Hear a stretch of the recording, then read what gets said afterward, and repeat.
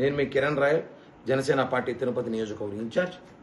మనం చూస్తున్నాం గత కొద్ది రోజులుగా సెలబ్రిటీస్, యాంకర్లు, సినిమా హీరోలు, కొంతమంది దర్శకత నిర్మాతలు వాళ్ళు వ్యాపారం కానివ్వండి, లేకపోతే సినిమాలో షూటింగ్ కానివ్వండి, వాళ్ళ చిత్రం యూనిట్ కానివ్వండి, వాళ్ళ ప్రారంభం కానివ్వండి, ఆడియో ఫంక్షన్ కానివ్వండి, ఏమైనా కానివ్వండి, ముందుగా దేవుణ్ణి ప్రార్థిస్తారు.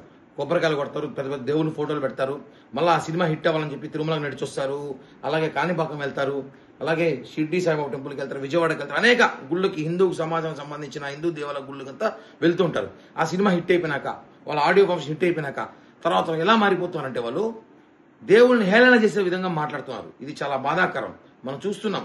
అసలు వాళ్ళు కోట్లు సంపాదించవచ్చు. కోట్లు సంపాదించాక గర్వం నెతికిందేమో తెలియదు, కానీ గుళ్ళకు వచ్చేటప్పుడు దేవుని దగ్గరికి భక్తులు రావాలి. ఏదో సినిమా టూర్లకో, పిక్నిక్కో, టూర్లకో వచ్చినట్టు తిరుమల దేవుని దగ్గరికి వస్తే మాత్రం ఊరుకుని లేదు చెప్పి గతంలో కూడా చెప్పాం. ఉదాహరణకి మనం ఒక వీడియో చూస్తాం. ఇప్పుడు మన తాజాగా యాంకర్ శివజ్యోతి ఒక కామెంట్ చేసింది, చూడండి.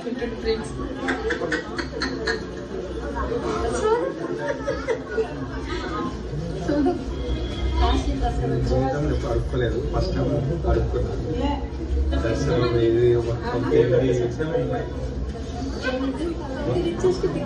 ఇంకా 4:36. శ్రీ వెంకటేశ్వర స్వామి ప్రసాదాన్ని ఎంతో భక్తిభావంతో భావిస్తాం. వెంకటేశ్వరం దర్శనం దొరికినంత వరకు ప్రసాదం దొరికితే చాలని చెప్పి కోట్లాది మంది భక్తులు కోరుకుంటుంటారు. మనం చూస్తాం ఈ గత కొద్ది రోజులుగా కల్తీ నెయ్యి చేసినందుకే మొత్తం దేశంలో సంచలనంగా మారిపోయింది. అలాంటిది శ్రీ వెంకటేశ్వర ప్రసాద్ తిరుమలకు వచ్చి ప్రసాదాన్ని అడుక్కుంటున్నాం. కాస్ట్లీ ప్రసాదం అంటారా?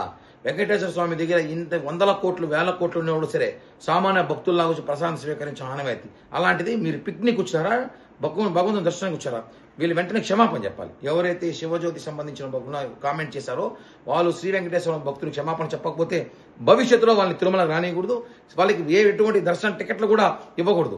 ఎందుకంటే హిందువుల మనోభావాలు దెబ్బతీసే విధంగా మాట్లాడితే సనాతన ధర్మంలో భాగంగా ఎంతటోనే సరే మాట్లాడాల్సిన అవసరం ఉంది.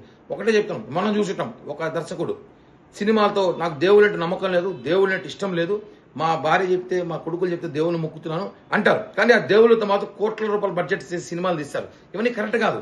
మీరు వ్యక్తిగతంగా మీకు ఏమంటే పక్కన పెట్టుకోండి, కానీ సమాజంలో, హిందూ సమాజంలో వెంకటేశ్వర స్వామి కానివ్వండి, అనేక భక్తులు భగవంతులు కానివ్వండి, సనాతన ధర్మంలో భాగంగా మీరు మమ్మల్ని ఏదో కించపరిచి మాట్లాడడం చూస్తూ ఊరుకోం. ఎందుకంటే మేము చాలా శాంతియుతంగా ఉంటాం. అదే మీరు ఇంకో మతాన్నో ఇంకో దేవుళ్ళు మీరు మాట్లాడి చూడండి, మీ మీద ఎలాంటి అటాక్స్ ఉంటుందో. కానీ మేము శాంతియుతంగా చెప్తున్నాము.